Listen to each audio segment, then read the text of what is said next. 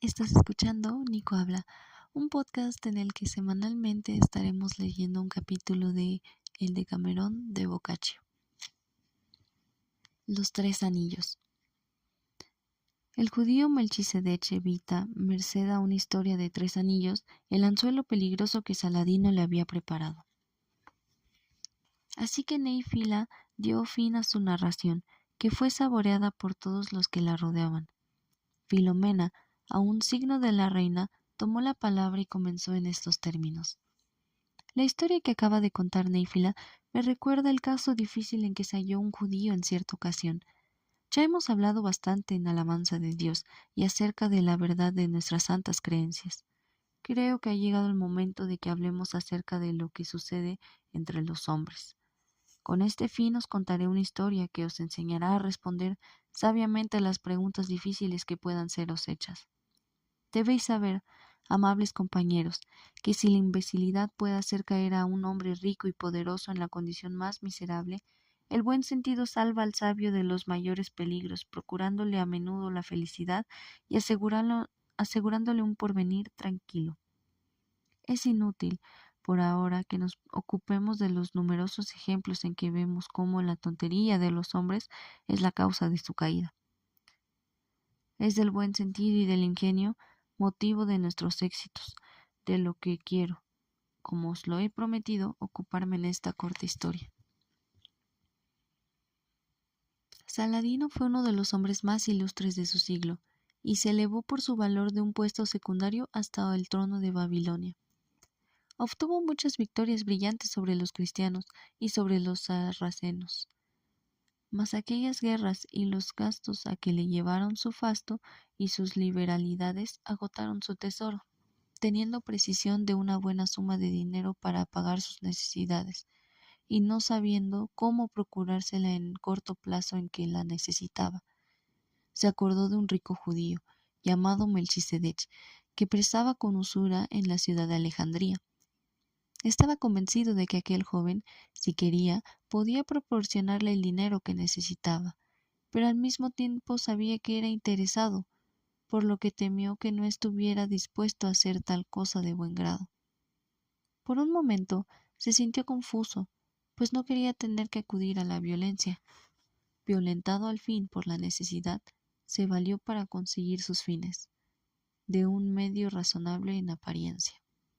Envió en busca del judío cierto día, y le hizo sentar familiarmente a su lado diciéndole: «Sabio hombre, todo el mundo alaba tus luces y tu sabiduría en las cosas divinas. ¿Podrías decirme cuál es la más verdadera de estas tres religiones? ¿La judía, la maometana o la cristiana?»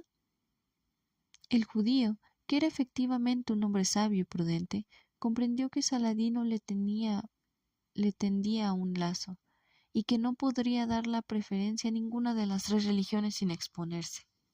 Buscando en su cabeza una respuesta que pudiera sacarle de aquel mal paso, encontró enseguida un medio, y contestó: «Señor, la pregunta que os dignáis hacerme es magnífica, y para que sepáis lo que pienso acerca de ella, os contaré una pequeña historia que os ruego tengáis a bien escuchar.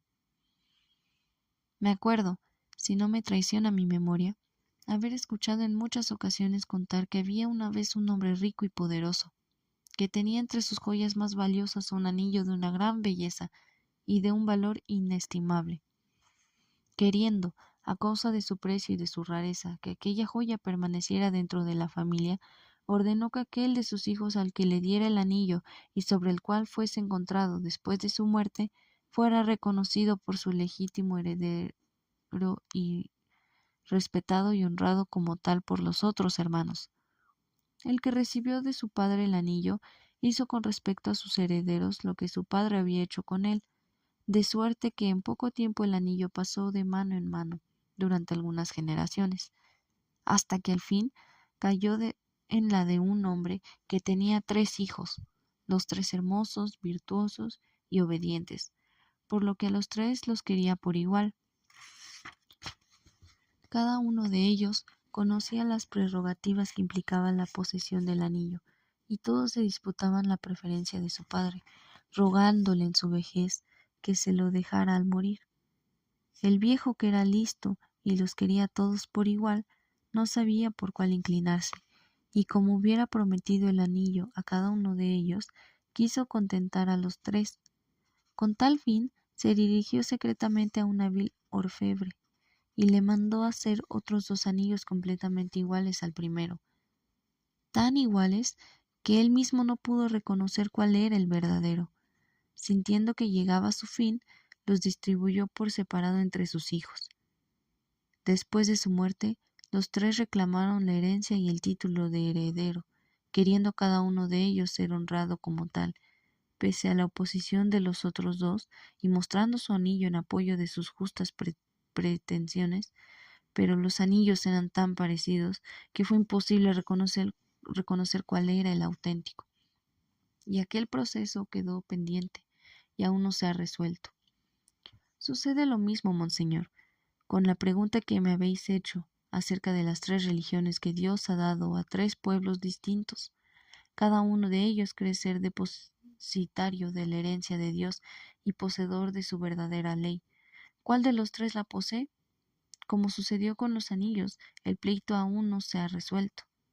Saladino hubo de reconocer que el judío se había escapado muy hábilmente del lazo que le había tendido. Decidido a plantear francamente la situación en que se encontraba, le preguntó si quería serle útil, y le dijo al mismo tiempo lo que había resuelto hacer en el caso en que su respuesta hubiera sido menos ingeniosa. Melchizedek le prestó con generosidad todas las sumas de que tuvo necesidad, y Saladino no solamente le reembolsó puntualmente aquellas cantidades, sino que le colmó de ricos presentes, le colocó en una brillante posición y le honró siempre con su amistad.